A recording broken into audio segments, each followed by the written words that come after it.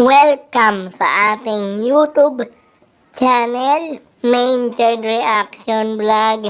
For today's video, ang ating nga pong pag-uusapan ay patungkol nga po kay Main at kay Alden.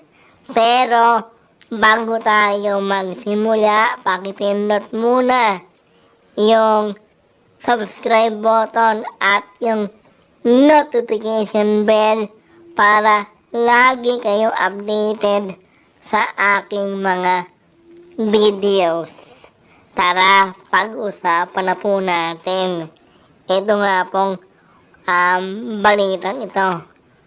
Di ba pinag-usapan po natin noong nakaraang araw yung patungkol nga po dito kay Main at kay Panot na sinasabi nga po nila. Ang tanong lang, totoo nga po ba yung mga kumakalat na ito nga pong si Main at saka itong si Panot ay hiwalay na matapos sa isang taon na sinasabi raw nilang pagsasama ng dalawa bilang mag-asawa kuno. Dahil hindi natin alam kasi dalawang beses na nga po, or sabihin na lang natin na pangalawang beses na nga po na dumalo ito nga pong si Panot sa zona ni Pangulong Bongbong Marcos. Pero hanggang ngayon wala pa rin pong Main Mendoza na nakita doon sa zona ni Pangulong Bongbong Marcos. Ibig sabihin ba nito,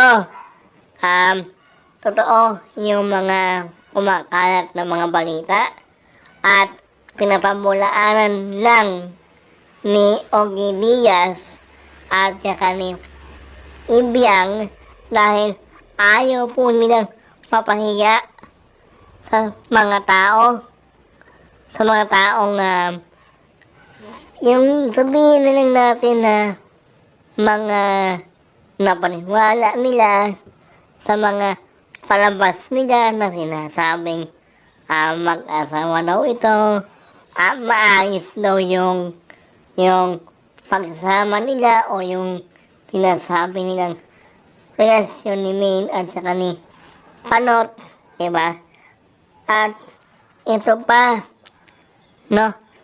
ang tanong ko lang, mga kaaldab, kung totoo nga po yung kumakalat na mga balita or sabihin lang natin na kung sinasabi nilang peke at fake news ang mga kumakalat na mga balita na sinasabi nilang hiwalay na nga po raw itong dalawang ito.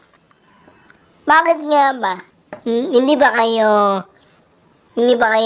nagtataka or hindi ba kayo nakakapagtaka, Kasi bakit hanggang ngayon, ilang buwan na yan, or sabihin na lang natin sa madaling salita, bakit hanggang ngayon wala pa rin pong reaksyon si Main Mendoza or hindi niya po binabasag ang mga ganitong mga issue na dapat ay siya nga po mismo yung magsalita behalf of his or her na sabihin na lang natin na dapat ipagtanggol ni Main Mendoza ang sinasabi nilang asawa daw niya na si Panot. Kaya lang, hanggang ngayon, hindi pa rin po nagsasalita itong si Main or ito nga pong si Panot patungkol kay dito nga po sa sinasabi daw nilang hiwalayang Main at Panot.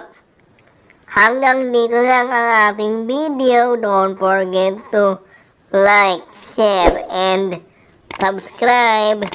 for more updates kay Min at kay Alden